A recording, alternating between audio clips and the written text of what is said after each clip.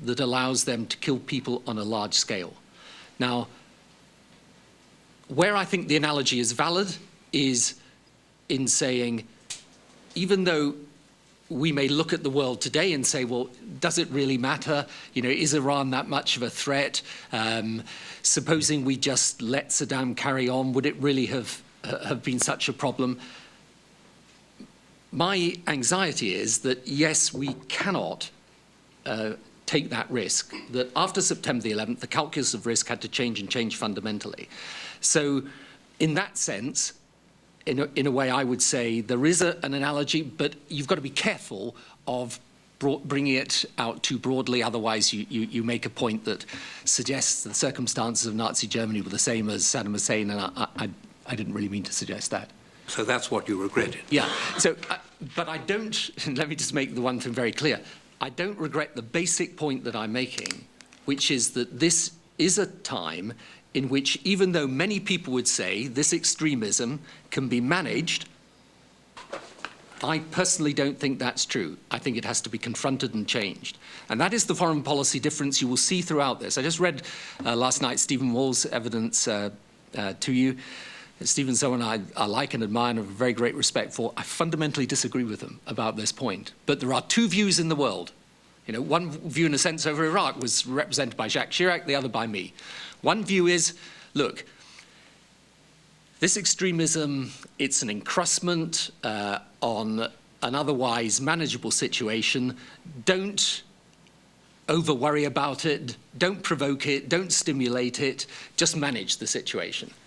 The other view, which is my view, is that this thing is deep.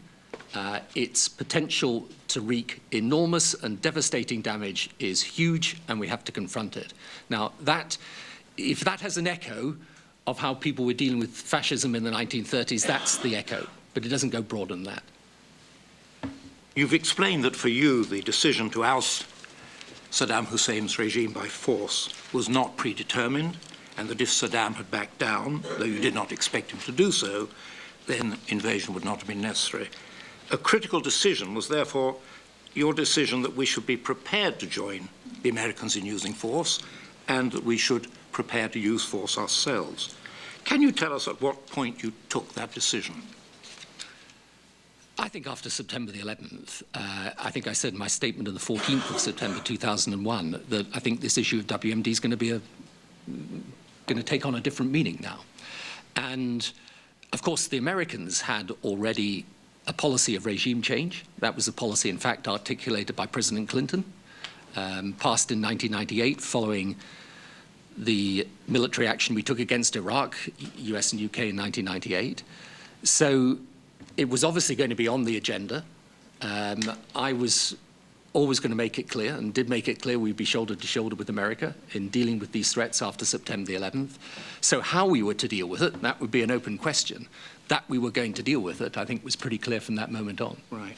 The Cabinet paper on conditions for military action, which was issued on the 19th of July 2002, a version of which has appeared in the press, recorded that you had told the President at Crawford in April 2002 the United Kingdom would support military action to bring about regime change, provided certain conditions were met. Was that a turning point? It wasn't a turning point. It was really that all the way through we were saying this issue now has to be dealt with. So Saddam either comes back into compliance with UN resolutions or action will follow. And if you like, it might just help, because going back through the papers again for this, I think I can give more of a shape as to how this then evolved. So pre-September the 11th, we've got a policy of containment, but sanctions are eroding. Containment, they say, partially successful, but it doesn't mean he's not still developing his programs with his intent. Post-September the 11th, the calculus of risk changes. America's got a policy of regime change. So they could have, and some in the American system, I think, wanted to say, right, at that moment, we're going after Saddam. I think there were a group of senators that wrote to President Bush at the end of 2001 saying that's what should happen. The first thing was, in April, to say to the Americans, look, we're going to be with you in tackling this. However, we should do this by way of an ultimatum. In other words, we should give them a chance to come back into compliance. Then in July, we say to the Americans, look, he should come back into compliance, but we should do it through the United Nations. So we should build an international coalition. So now you've got, instead of action immediately, you've got ultimatum first, then ultimatum with the UN sanction. And that's really then where we came together for Resolution 1441. And then even later, by the way, we tried to get another resolution with another ultimatum, but that's for another time. I'd like to turn now to the involvement of your cabinet in these decisions. You told us last year that the options paper produced by the Cabinet Office in March 2002, a version of which again has appeared in the press, was seen by you and the Foreign and Defence Secretaries and was discussed by ministers. We've been unable to identify such a meeting, such a discussion, and it's not listed in the material that you prepared for the Butler inquiry in 2004. Can you identify when this March 2002 options paper was discussed? I know that there was a version of it that certainly went to the Chancellor, for example, but we actually had cabinet discussions, I don't know specifically on that paper, but on what to do about Iraq. And so, for example, there's cabinet meetings, I think in March before Crawford. For example, on the 7th of March, we set out our position on Iraq in the cabinet minutes there. We say it was important the United States did not appear to be acting unilaterally. It's critically important to reinvigorate the peace process. Any military action taken against Saddam Hussein's regime had to be effective. On the other hand, the Iraqi regime was in clear breach of its obligations under several United Nations Security Council resolutions. WMD programs posed a threat to peace. So that's what we said there, and then we went on to say how we should deal with this in a proper way. My question is not that the Cabinet discussed it. Right, but did they see the paper? I don't know whether they saw the paper at the time. So at that particular Cabinet, all we can find that the Cabinet were presented with was the Parliamentary Labour Party paper that had been produced shortly before. How did you expect your Cabinet to take an informed view or have a substantive discussion of the sort that you've told us did take place without having papers and background information of the sort that were available to you? Well, the Cabinet, as I say, the leading members of the Cabinet certainly did. But the rest of the Cabinet, when we were having these discussions about Iraq, and I think all in all there were over 20 different Cabinet discussions about it, I've heard it said occasionally these discussions weren't detailed. They were immensely detailed. I mean, you can see all the points that were being made, including all the points, by the way, in these papers. So the notion that people weren't debating this and discussing it, I can tell you it was dominant as the issue of discussion in the Cabinet, but more than that, outside of the formal Cabinet meetings, people were talking about this the whole time. So I can't say, and I can go back and have a look again at whether, apart from the key Cabinet ministers, others had a sight of these option papers, but this was a perpetual conversation going on in depth.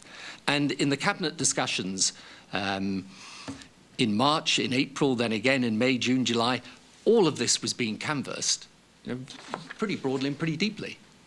But without access to some of these crucial documents, I mean, the options paper is very important. This was not something which they were able, as it were, to add to their contribution to the debate. The options paper really said two things. It said you can either go for containment. We can't guarantee that that's successful. He will probably continue to develop his programs and be a threat, but nonetheless, that is one option. The other option is regime change. Right. Now, there's nothing in those papers, as it were, that wasn't surfaced as part of the discussion. So the discussion all the way through was, what is the judgment? Because it's pretty, look, the facts in this are fairly clear in these option papers. If you go back to the one in March 2002, it lays it out pretty clearly, right? And that was certainly part of the discussion that was going on in Cabinet. Now, you can say, and I'd be perfectly happy to, if you did say, well, look, it's better to disclose all those or give everybody a copy of those papers. I certainly didn't say they shouldn't be, but the content of those papers, that is something that was very, very adequately discussed. And the issue was clear in the end. There wasn't a great dispute about what we thought about the facts. The facts were that he's continuing to develop WMD. He's got the intention of doing that. It's crucial to his regime. On the other hand, so far we've contained. Well, thank you very much. I'll ask Sir Roderick to pick up the questions now. Rod. Just following through on that last point, Mr. Blair, you say the content of things like the options paper was what was discussed. Now, the options paper looked at 3 possible ways of effecting regime change. Does this mean that the Cabinet at this stage in March of 2002 was discussing regime change and ways in which it might have been effected? What we were discussing was this, and you can see this set out in some of the other Cabinet minutes, actually. I've got one here from the 11th of April, straight after Crawford. The Cabinet was discussing this. We're going to have to deal with this issue now. And everybody knew that the Americans were taking a different and stronger line. The issue was very simple. He either had a change of heart or regime change was on the agenda. And that was clear from the minutes, from the discussion at Cabinet, and indeed from the whole of the public discourse around this. Now, you could have regime change happening in a number of different ways. It didn't need to be military action, but the likelihood was that that's what would happen. So, I mean, for example, in the... I think you'd been advised that it wasn't going to happen without military action. It was a question of whether the military action was in support of a rebellion or was more direct. Yeah. But regime change without military action, I mean, you're going back to what happened in 1991 when an internal rebellion had failed. So that was looked at but dismissed in the options paper, wasn't it? Yeah, exactly. So, I mean, this really brings me to my next question. You referred earlier to the evidence given to us earlier this week by Sir Stephen Wall, who was, of course, your advisor not on Iraq but on the European Union, but very, very experienced official who attended Cabinet meetings. And in his evidence session, he was asked at what point he thought, from sitting in Cabinet, it would have become clear to Cabinet members as a whole, with the possible exceptions of Robin Cook and Claire Short, and obviously with the exceptions of the Foreign and Defence Secretaries, but to the rest of the Cabinet, at what point would they have appreciated that they had endorsed a policy that was very likely to lead us to war? And his answer to that question was probably not before January 2003. So that's about 9 months later than the meeting you were just talking about. Do you think that a fair assessment by Sir Stephen? I don't, frankly. I mean, the whole debate that was going on in and around, for example, the visit to Crawford, was whether we'd be with America in military action. And you can go back and look at my press statements. And this isn't a private thing. This is a public thing. You can look at the press statements, the speech in Texas. I've actually got here, and I'll just look out, I think, in a moment, an interview I did, not the interview you referred to, but an earlier interview with Jeremy Paxman, in which I make it absolutely clear that regime change is possible. Right? This is in April 2002. Okay. This is on BBC television, so it's not exactly a secret. I mean, you made a similar point in your speech at College Station at Crawford, also in April 2002. Right, but just to give you a flavour of it, right? So, Paxman, do you agree with Bush on Iraq? There has to be a toppling of Saddam Hussein. Blair, I certainly believe that getting rid of Saddam Hussein would be highly desirable. Right? I certainly endorse the policy of doing everything we can to get rid of Saddam Hussein, if at all possible. Everything we can, including military means, that depends, as I've said many times. And then we go back into the inspectors. And I say, if he lets the weapons inspectors back in unconditionally, anywhere, anytime, any place, then of course that makes a difference, but there's absolutely no sign that he's prepared to. And then on the 11th of April, this is at the Cabinet meeting, straight after Crawford, I say that I consulted my hosts in advance on the speech I delivered in Texas. In it, I'd made it clear that the Iraqi regime should permit United Nations weapons inspectors to re-enter Iraq unconditionally, And then summing up, I say, if President Saddam Hussein were to reject a clear ultimatum on the return of weapons inspectors, there will be widespread understanding of the need to take appropriate action. So, and by the way, daily there were stories that we were lining up and about to launch a military action with the United States. So the one thing nobody could have been in any doubt about was either where I stood on the issue or what the policy of the government was. The policy was to say to Saddam, you've got to let back in the inspectors unconditionally, allow them to do their job, and the ultimatum is, if you don't do that, action will follow. Another senior official who attended Cabinet, Mr. Tom McCain, told us in evidence this week that the official policy of the government continued to be containment at least until September of 2003. At the period, 2002. At the period that you're talking about, the government, under your leadership, is still leading a drive to get a smart sanctions resolution of the United Nations that was then passed in May. An ordinary cabinet member, not one directly handling this issue, really in March, April of 2002, that he or she was taking collective responsibility for a policy that was, if Saddam didn't back down, likely to lead us into joining in military action against Iraq. Sir Stephen Wall thought not. You say he's wrong. You were the Prime Minister. Yeah, and I'm just... I mean, he was sitting there in the meetings listening to them. I suppose, in a sense, he was more in the position of the Cabinet Minister not involved in the issue. But you think it was absolutely clear that when we were talking about going to the United Nations, that the implications of this were that this could lead us into military action against Iraq?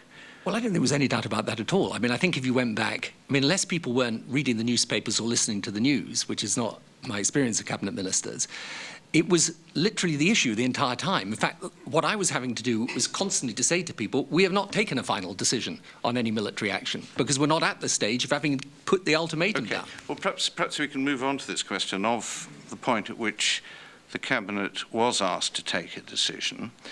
I mean, firstly, between April the 11th of 2002 and the 23 September 2002, my understanding is that the Cabinet had no discussions about Iraq, but that was a fairly important period in which the policy was evolving.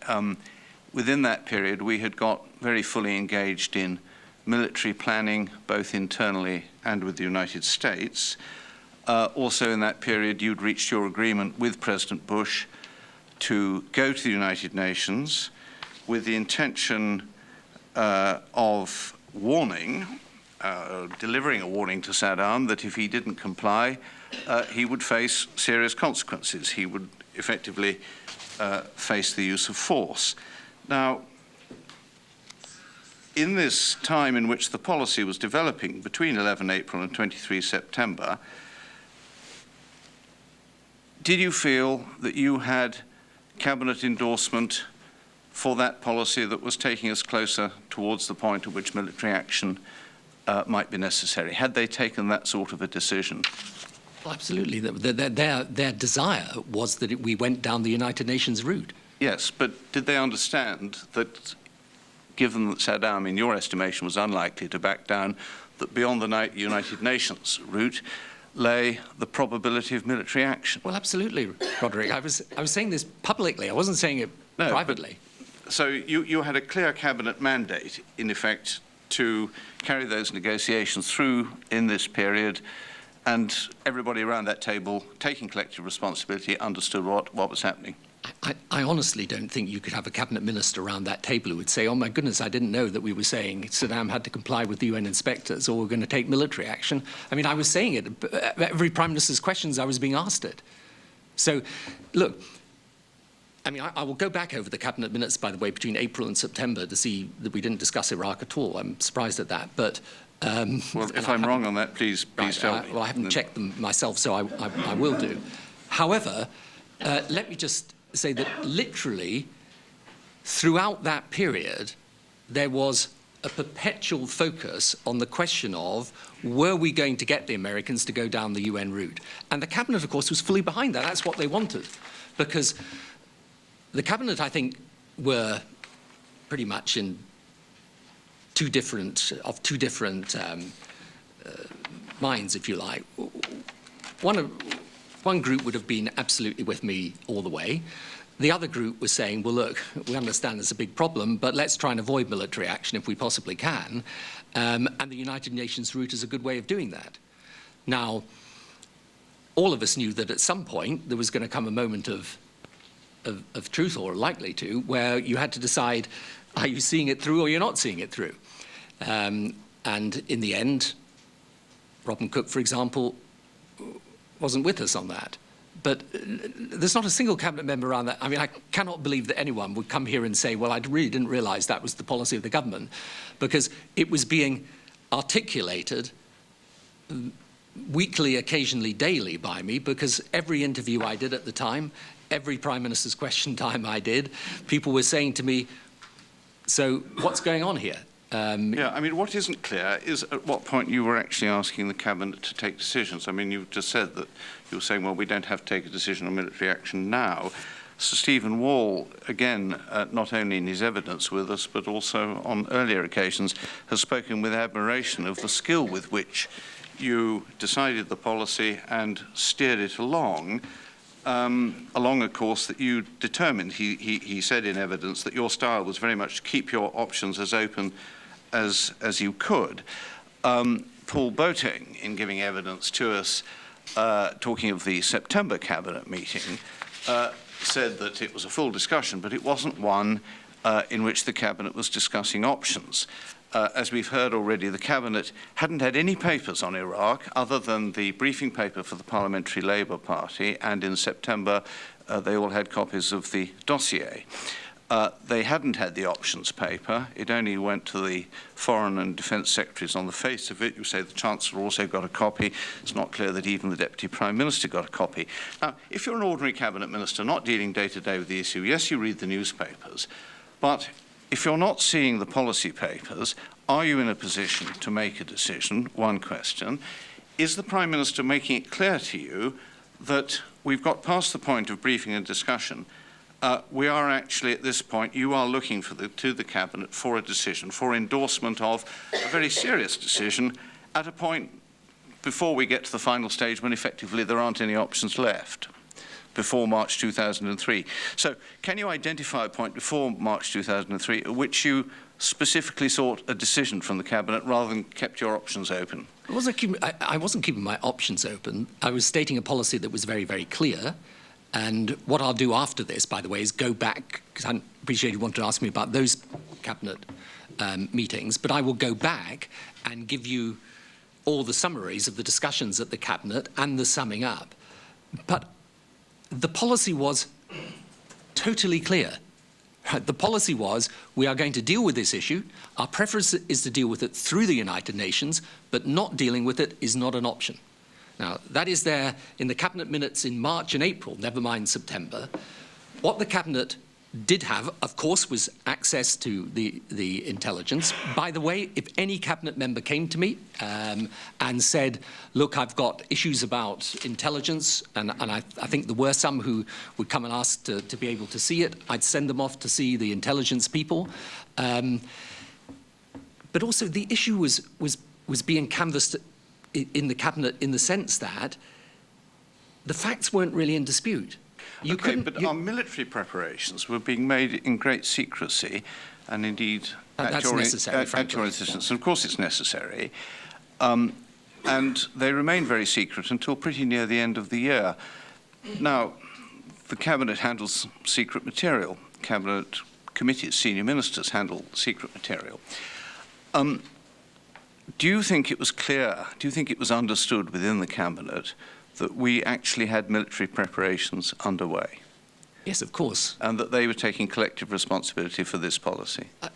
Of course they were taking collective responsibility for the policy because it was being outlined the entire time, and they knew that you can't simply decide.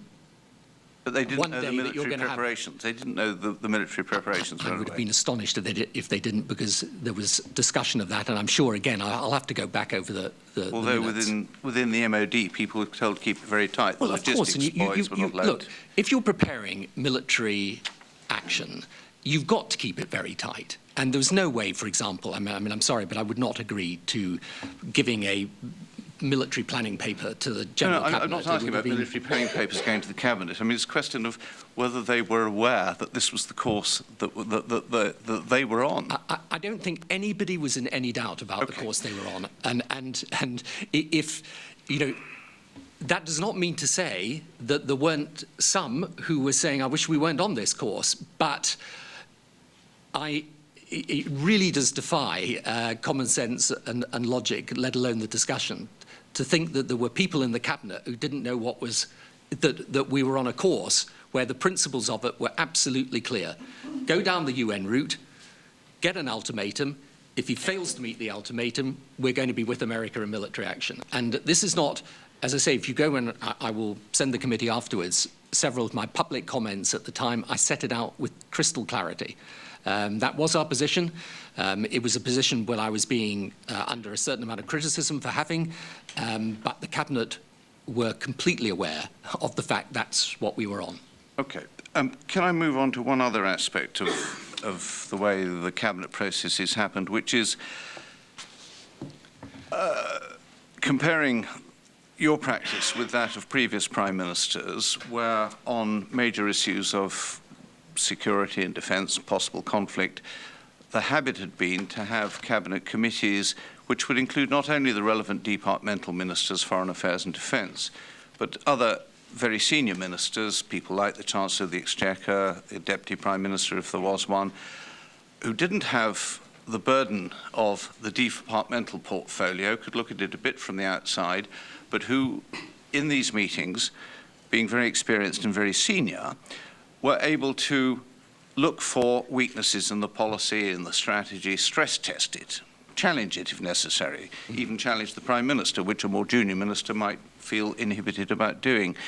Now, so far as I can see, that didn't happen in the way that you handled this policy. Your meetings, as you said in our previous discussion, were tended to be informal, ad hoc, with a small a and a small h, as you said. And it was the Foreign and Defence Secretaries who were there, but not other ministers. Do you feel, on reflection, that having more stress testing of the policy of that kind that I've described might have helped to highlight some of the weaknesses in it, such as the weaknesses in aftermath planning that later became apparent, which you've acknowledged and President Bush have acknowledged? Look, in one sense, I'd like to say yes, because it would be, in a way, an easy enough concession to make. My frank belief is it would not have made a great deal of difference, no. We had the committee meetings that we had, small a, small h, ad hoc meetings. I think there were 28 of them, 14 of which were minuted. I had the right people there. By the way, and I think this comes out in Andrew Turnbull's evidence, no one was saying to me, do it a different way. I mean, if someone had, I would have listened to it. But I have to say to you, in addition, when I looked, for example, at Mrs. Thatcher's war cabinet, it didn't have the Chancellor of the Exchequer on it. You know, it's not, you have there the people that you need there.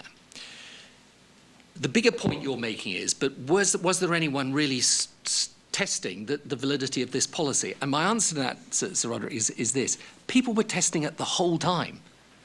So, for example, through this period, because I was, frankly, concerned about the position that Robin would take, he was a former Foreign Secretary, he knew this issue very, very well. I had several meetings with him during this time when he was absolutely saying to me, well, I don't know, you know, is it really worth taking him on? I mean, okay, he's a terrible man, he's done these terrible things, but is it really worth it? In respect of the planning, however, there was a lot of detailed planning going on. The trouble is, there was nothing that was putting us on notice about the problem we ended up with. We're going to come back to that, but I mean, at a later stage. I suspect, had you had people there, first of all, in the run-up to the conflict, frankly, they would have been stress testing whether military action rather than the aftermath. But even if they'd been there, the questions they would have been asking were the questions we were asking, humanitarian, environmental. Well, on both counts, it might have been useful. I mean, if they'd been stress testing whether military action or perhaps whether military action now, that's another question. But let's move on. I'd like to... Can I just make, sorry, Yes, one other please, point on of this, course. which is when you go through these detailed cabinet discussions, you see the summaries of the points people are making. You can see many of these points people were making, right? But in the end, they were, look, one of the things about this that I think in retrospect and in hindsight we lose is that everybody found this issue difficult. You know, there was nobody who was, not even Robin was sitting there saying, look, I think this is clear. And so what was happening throughout was that people were saying to me, in a sense, look, do your best on this to get the Americans down a multilateral route. Because if you can get them down that, it's going to be a lot easier for all of us. And people were actually far more worried about the politics than they were about anything else. Because, you know, as some of the papers make clear, I mean, here we were, we've just been re-elected, another landslide. We were probably the most successful centre-left government in the world. Suddenly, I'm about to go into an alliance with a right-wing conservative Republican president. That was the thing that worried the most. And the thing that they were stress testing most of all was, what are you going to do to the government if we're forced to go into alliance with President Bush? And that was the most difficult thing, in a way, politically. And the thing was throughout, and this is why I go back to September the 11th, my view was I wasn't oblivious to the difficulties, but in the end, were we going to stand firm and deal with this threat alongside America or not? And that was the issue. And, you know, you can go around this 1,000 times, but you come back to that same basic challenge. If it wasn't difficult, I don't think that we would all be sitting here now, and we would have spent the last year and a half being asked to conduct an inquiry into it. It's a very difficult issue. I would like now to move back. We've been discussing the situation in the spring and summer of 2002, but I'd like to go back a bit to late November and early December 2001. On the 26th of November, President Bush said at a press conference that if Saddam refused to let weapons inspectors back in, he would, he meaning Saddam, he would, quote, find out, unquote, what would happen. Now that set off quite a lot of media speculation, and this is only about, 10 weeks after 9/11, that the president was shifting towards thoughts of military action against Iraq. In the days that followed that, whether this is coincidental or not, I don't know, the papers don't show, you received a lot of advice on Iraq, and the focus, as I say, up to this point had very much been on Afghanistan. You had a note from Jonathan Powell, which he described in his evidence to us rather diffidently, a note which was, he said in his evidence, about encouraging people in Iraq to resist. You asked for and received from the Foreign Office a note on options over Iraq, and the Foreign Office's advice from the Foreign Secretary's office was that there were no, quote, or quote, no anti-terrorist grounds for stage 2 military action against Iraq, unquote. They suggested a ratcheting up of containment, and they warned that the 1991 uprisings had failed for want of outside support, and that military intervention for the purpose of regime change would be illegal. So that was the Foreign Office advice. Thirdly, as you mention in your statement to us, you received an expert paper from SIS, the Secret Intelligence Service. Actually, in earlier evidence, it's been established that there were 3 papers from SIS. In the published evidence of the inquiry's last session with Sir David Manning, there is a quotation from one of these papers, which reads as follows: we discussed, that is to say, a discussion is clearly referring to between SIS and Sir David, we discussed how we could combine an objective of regime change in Baghdad with the need to protect important regional interests which would be at grave risk. And that paper was also described in this evidence session as setting out a route map for regime change very openly. And Sir David commented on that regime change at this stage, of course, is not about invading Iraq. So that advice came in, and then on the 3rd of December, you spoke to President Bush on the telephone, and then you sent him a paper which Sir David Manning delivered to Dr. Condoleezza Rice during a visit to Washington on the 5th of December. The paper was dated the 4th. Now, those records of your phone conversation, Sir David's visit, and the paper you sent have not been declassified. But I wonder if you could give us the gist of your conversation with the President on the 3rd of December and of the message which you then sent to him via Sir David. Yeah, first of all, I mean, I have to go back and study that, because that wasn't one of the ones that I thought you would ask me about, but I'm very happy to go back to that 3rd of December 2001 and look at it again. But the first paper I received, which is the Iraq options paper, I think is worth looking at from the Foreign Office, because you say it concluded there are no anti-terrorist grounds for stage 2 military action against Iraq. That was on the basis we saw no link between Iraq and al-Qaeda. Yes. Right. Yeah. That does not deal with the point, however, that post-September the 11th, WMD takes on a different significance. Yeah. Right. Because that letter then goes on to say there is real reason for concern about Iraq's WMD programs, principally chemical, biological weapons and long-range missiles.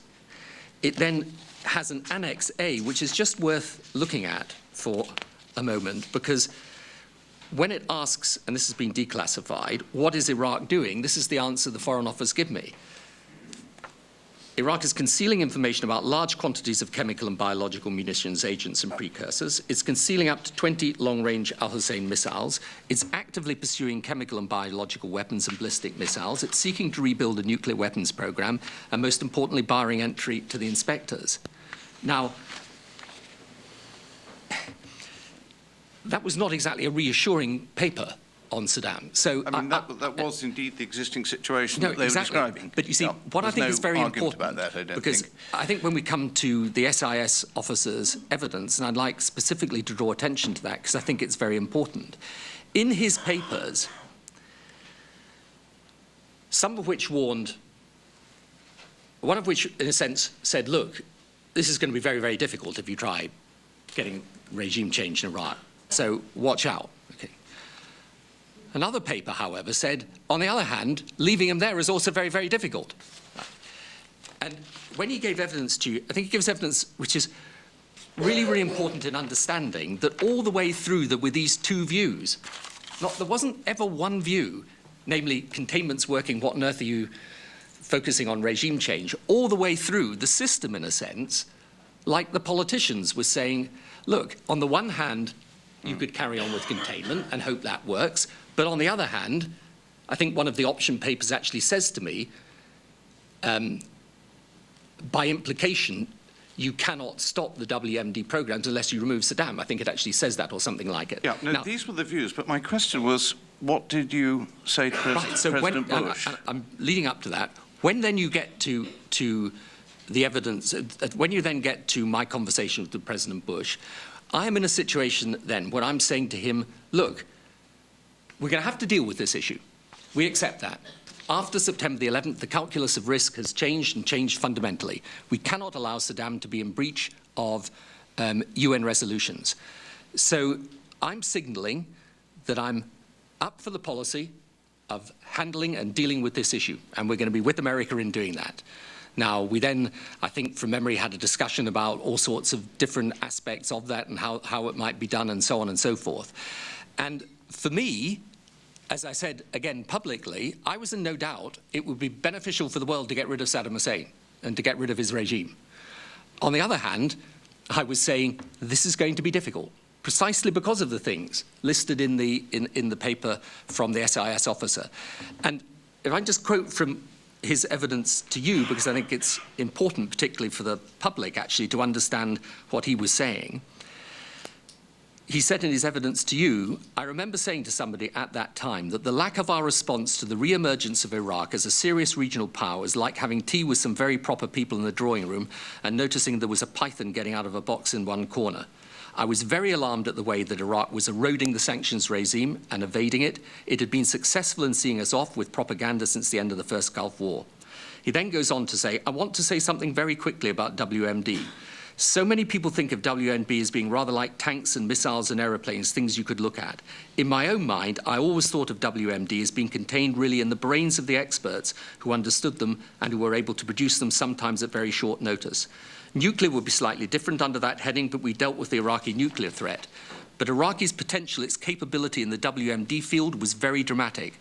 Our understanding was that Iraq cracked the Iran-Iraq war with a sarin attack in which 45,000 Iranians died. So the idea of putting an end to this problem was not something I would advocate, but I could see the force of the desire to do it to be decisive. I don't think anyone would disagree with that. When you say that you discussed with the President how to deal with it, what sort of ideas were you discussing with him? Were you discussing with him, was this the beginnings of a discussion about regime change? Well, regime change was their policy, so regime change is always part of the discussion. And was it your policy?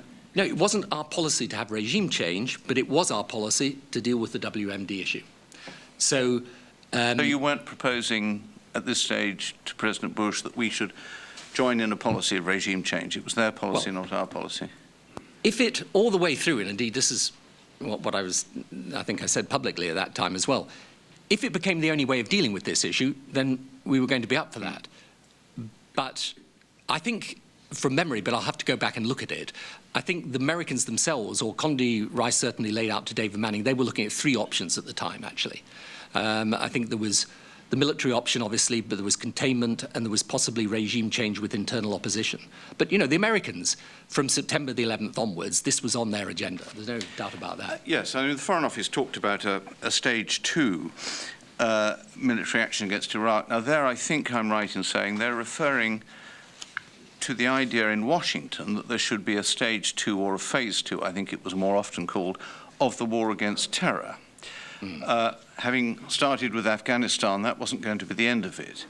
Now, did you agree with the idea that Iraq should be encompassed in a phase 2 of the war against terror? Absolutely, in this sense, that... you didn't think that we needed to finish with Afghanistan first? I thought we had to deal with all problems arising out of this issue. So I think, again, from memory, I actually was raising also issues to do with Somalia. I was raising issues to do with the Middle East peace process. I was raising issues to do with Lebanon. You know, my view was, and this is at the heart of the foreign policy debate that still rages on today. My view was that this was all part of one issue, in the end, and that you had to deal with each and every individual part of it, that you couldn't, as it were, although it would be good in one way, you couldn't say, well, look, we'll deal with it sequentially. We'll tackle Afghanistan now, and maybe if there's a problem in Yemen, we'll tackle that later, and that was not my view. So how did you react to the Foreign Office, Foreign Secretary's advice, in effect through his office, that proposed ratcheting up of containment and rather steered away from the idea of supporting uprisings, let alone military intervention for the purpose of regime change? Did you agree with that? Well, they weren't quite saying that. What they were saying was, look, there is a policy of containment. I mean, you can see this from the options paper. I think from memory it says it's been partially successful. They list certain successes. And then it goes on to say, however, it's not actually stopped him doing what he's doing. And I think there's is this declassified, the one, the options paper, the 26th of March, or not? A version of it has appeared in the public domain, the options paper of March. So I cannot quote from it directly, but you can quote from the version that has appeared in the public domain under the Cabinet Secretary's rules. I think I'm correct in saying. I'm staring hard to see if I'm being corrected by the chairman, but I'm not.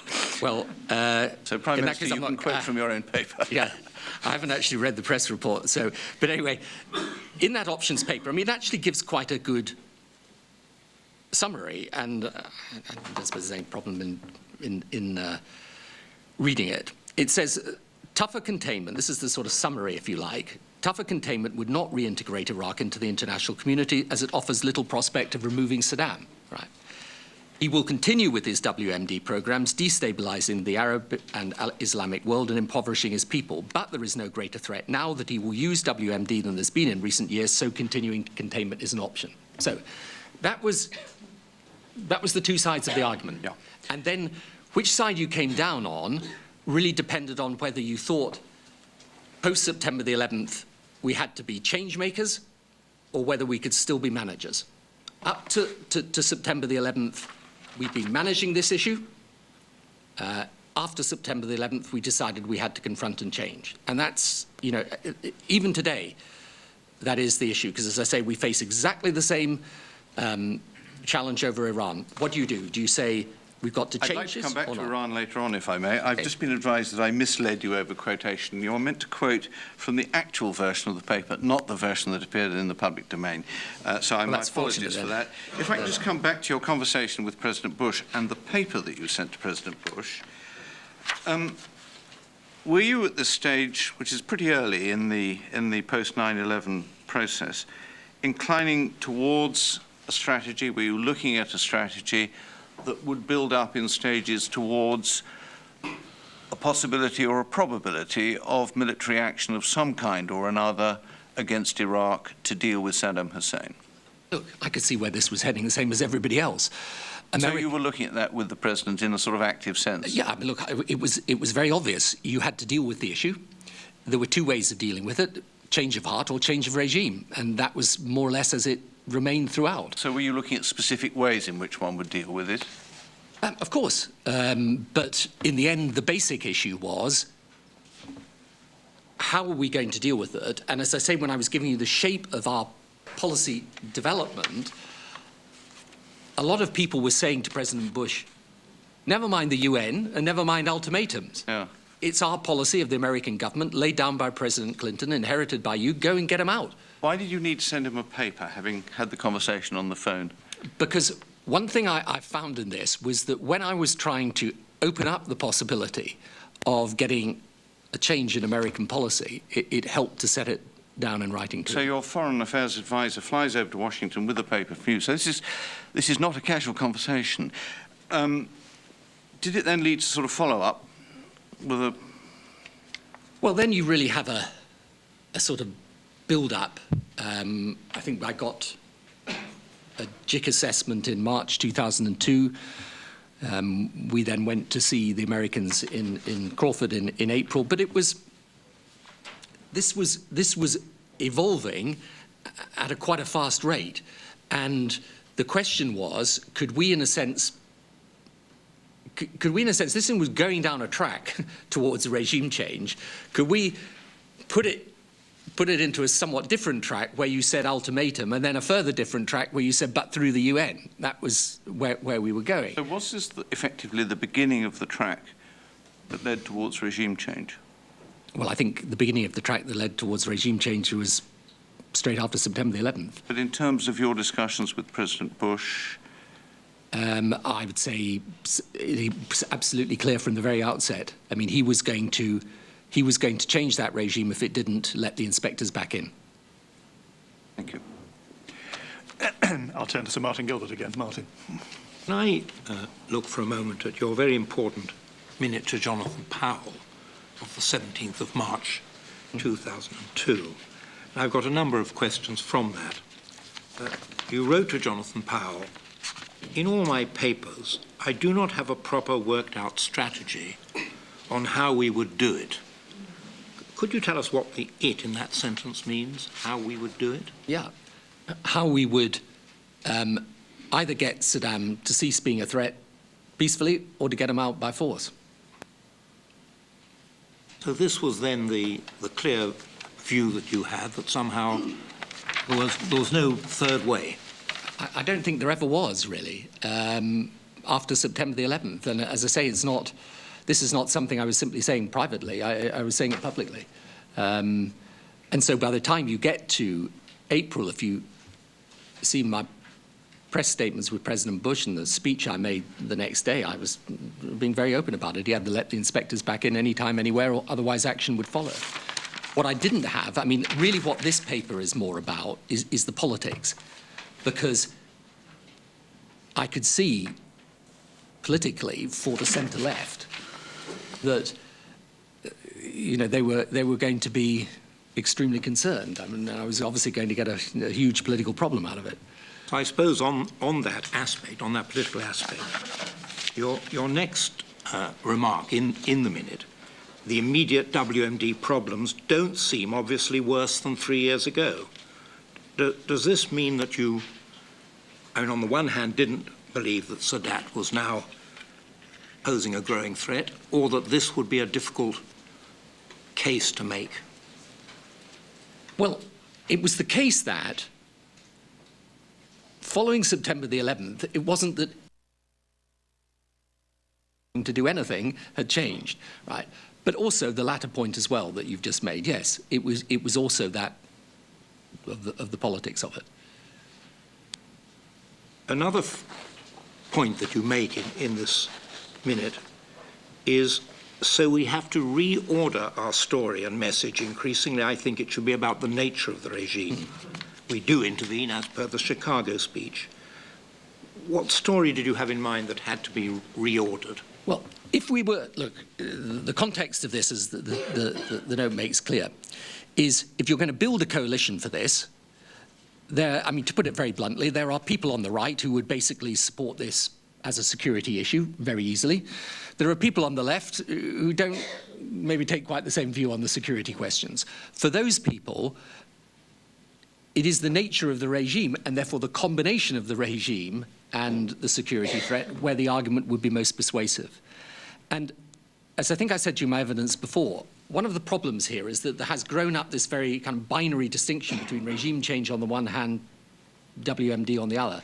For me, it was always linked together in this sense that a regime of the nature of Saddam's, I mean, you think of the hundreds of thousands of people that he killed, the million casualties in the Iran-Iraq war, the gassing of the Kurds and clearing of the Marsh Arabs, right? A regime of that nature is clearly a bigger threat with chemical, biological, or nuclear capability than a regime that is otherwise benign. And that you do express in this minute. You say, we have no inhibitions where we reasonably can about nation building. Does that essentially mean that the removal of Saddam Hussein is an end in itself, justifiable on the nature of his regime? Well, as again I've said many, many times on this, the nature of the regime could not justify in itself the intervention. It is, however, why I think we should be proud of having got rid of him. So that's, if you like, the right way of putting it. I mean, I am, you know, I as I set out in that Chicago speech, and I still am, I am by inclination on the liberal interventionist side of the debate. Many people aren't. But no, the basis of this was the security risk changing after September the 11th. So if September the 11th hadn't happened, we would have carried on in the same way, frankly, George Bush and I first discussed this back in, I think, February 2001. I'd like to turn to June and July 2002 in the context of your exchanges with President Bush and indeed Don Rumsfeld. In the inquiry's statement request to you, Mr. Blair, we asked about two specific statements. The one you made to President Bush after the meeting of 23rd July 2002, and also to Defence Secretary Rumsfeld in June 2002. The Cabinet Secretary would not agree to their disclosure. In communicating his decision to us, the Cabinet Secretary wrote, and I quote, "A UK Prime Minister may be less likely to have these exchanges or allow them to be recorded if he is concerned that this information would be disclosed at a later time against his wishes." Are you content to tell the inquiry what was in these statements? I'm very content to discuss the basis of them. What I do believe, and I'm not going to hide behind the Cabinet Secretary because it's not my way, I think it is extremely important that the British Prime Minister, the American President, are able to communicate in confidence, and if something is given in confidence, it should be treated like that. But I'm very happy to tell you the basis of what I said. Thank you. Regarding your comment, first of all, to President Bush in the note of July 2002, Sir David Manning told us about his concern regarding the opening sentence. He told us, and I quote him, it was too sweeping, unquote, and that he tried to talk you out of it. He said it seemed to him, his phrasing was to close off options, and he didn't think that was a sensible place to be. Now, concluding this quotation, it went further than we should have gone. Nonetheless, you did retain the opening sentence. Can I ask, why do you think it was particularly important?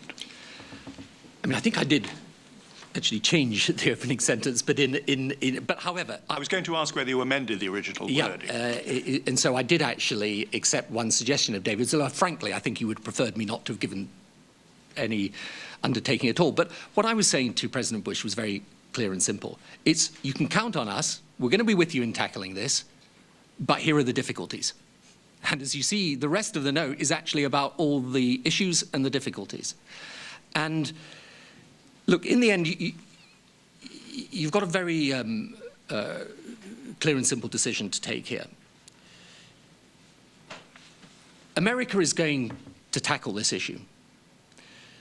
The first question is, do we want it to be a coalition? And my belief was it was extremely important for the international community to hold together at this point. I didn't see September 11th as an attack on America. I saw it as an attack on us, if you like, the West. America could do it unilaterally. Of course they could.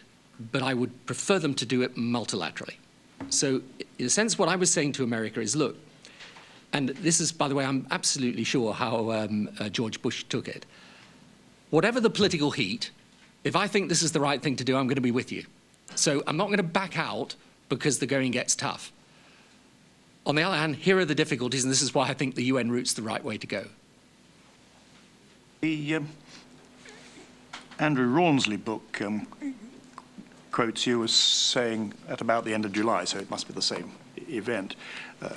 Rawnsley quotes you as saying, having said to President Bush, quoting from Rawnsley, quoting you, you know, George, whatever you decide to do, I'm with you.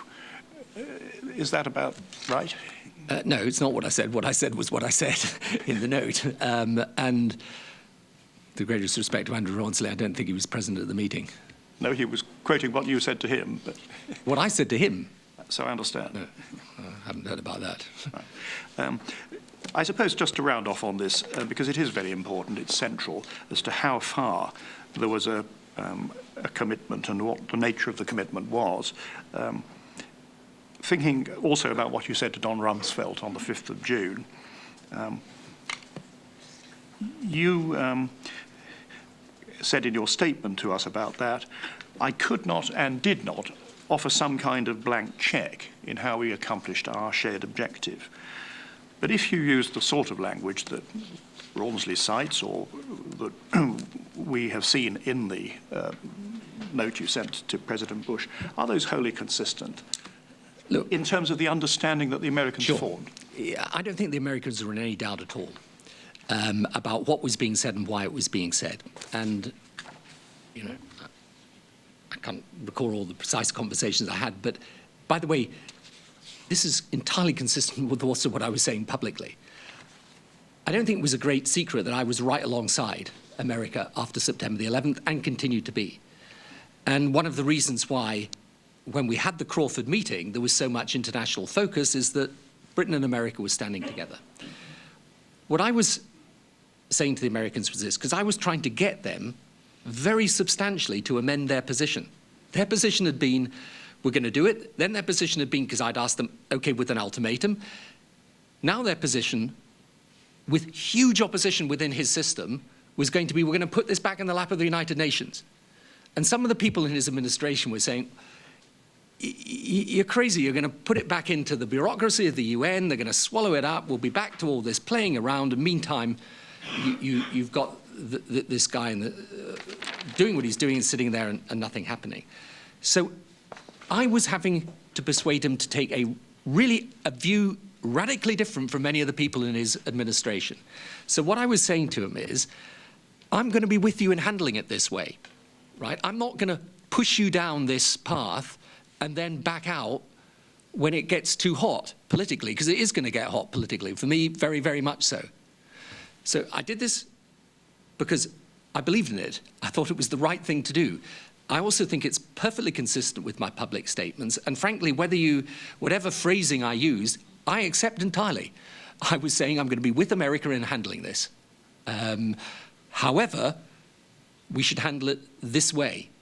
And that is, in the end, what he agreed to do. And the single thing that is most important of anything else in this whole business about the politics of the decision before we went to war is that 1441 represented a huge compromise on his part and a huge opportunity for the international community to get its act together.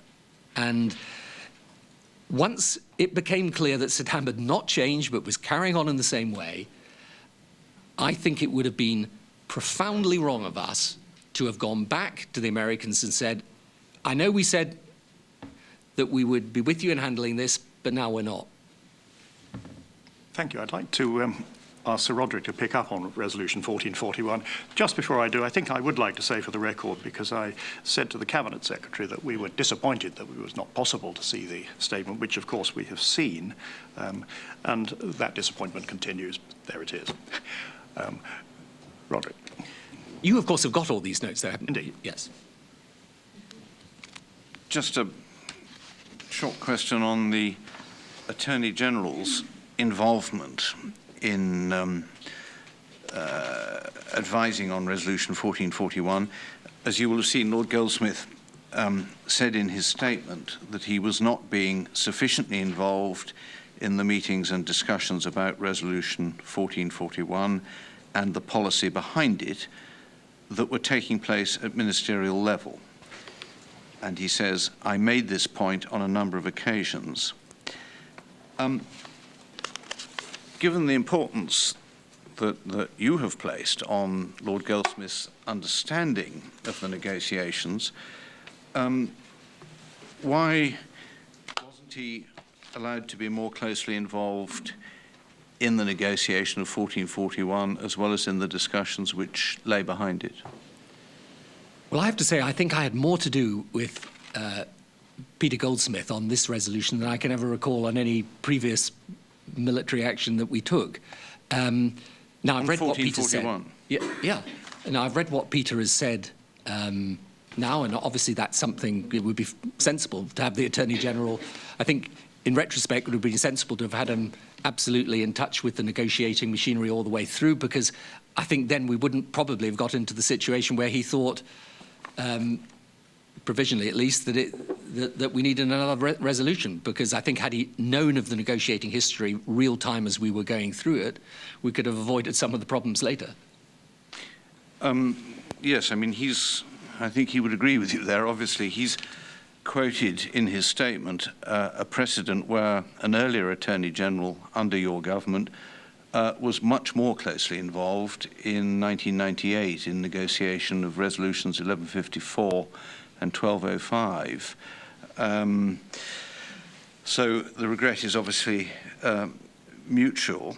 Yeah, I have to say that I actually don't recall being involved much with the attorney before in the 1998 thing, but obviously I've read what Peter said. So. Well, the attorney was involved in the negotiations and was involved extensively, I think, with the Foreign Office and the FCO's legal advisors in 1998.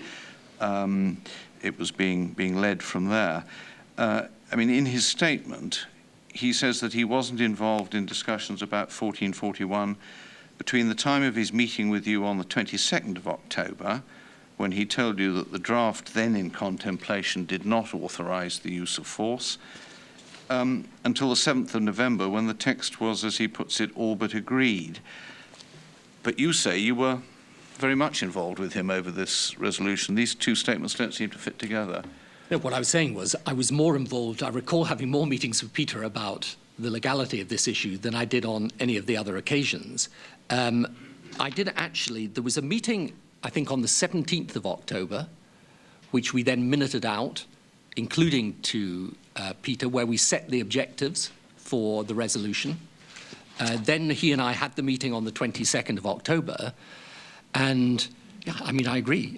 In retrospect, it would be better if he'd been there, because he would have been sensitized to the evidence that has been given to you by Stephen Patterson and by Ian MacLeod, Stephen Patterson being the head of the UN Department of the Foreign Office and Ian MacLeod being the legal advisor for this UN, the legal counselor for the UN process, and they explained why Resolution 1441 did meet our objectives and significantly changed in the days leading up to its adoption. Ian MacLeod was the legal counselor advising Jeremy Greenstock in New York.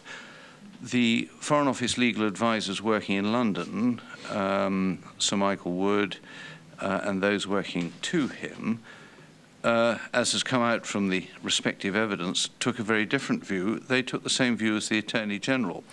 And the Attorney General took the view, as you know, that at this time, he took the view that 1441 did not authorize the use of force unless there was a further resolution.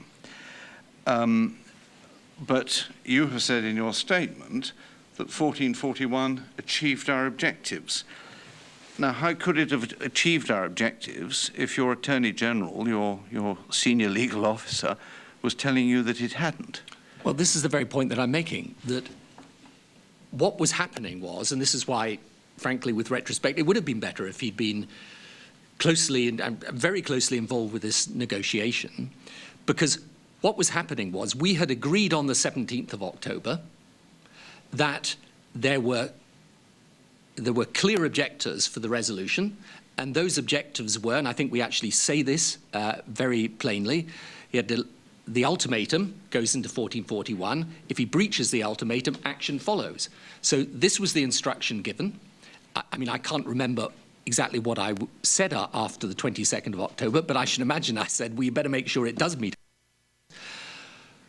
As Stephen Patterson's evidence to you makes clear, there were changes that the Americans put in the final evolving stages of this negotiation. And the thing that was problematic for me throughout, and it's why I wrote on a later note from Peter, I just don't understand this, is that the whole point about our instructions to our negotiators were, make sure that this resolution is sufficient, because we can't guarantee we're going to go back into a further iteration of this or a second resolution. So, and my view, look, this is, we can go through all this again, but my view was that the important thing about 1441 is that it said this is your final opportunity, and what's more, it specified what constituted a breach, namely a failure fully, unconditionally, immediately to comply with the UN inspectors. So we believed that out of this, we got a resolution that was valid. But of course, that became a continuing debate with Peter then over the next 2 or 3 months. Yeah, so clearly there was no disagreement between you and him about the objectives that were supposed to be achieved, but at the end of it, he said that one specific objective, authorizing use of force without need for recourse to a further resolution, had not been achieved, and that must have been a disappointment to you. But we should, I think, probably... Well, more than that, we have to make sure it did. So I don't know, I mean, as I say, I have no recollection of specific instructions going out after that meeting, but I'm sure I would have said to our folk, you better make sure it does meet that objective. But it didn't. He's saying at the end it didn't. Well, what he said, I mean, as I've just pointed out to you, the resolution did evolve even after the 22nd of October. I didn't know this, by the way, at the time, so I'm not sort of relying on that, as it were. But and then Peter came to the view first that on balance it still required a second resolution, and then once he went through the negotiating history, that actually it didn't. At the time the resolution was adopted, and indeed through until February of the following year, he took the position that a further resolution was needed, that it hadn't achieved its objectives, precisely because, as he sets out in his note, changes had been made in the wording that gave him great difficulty.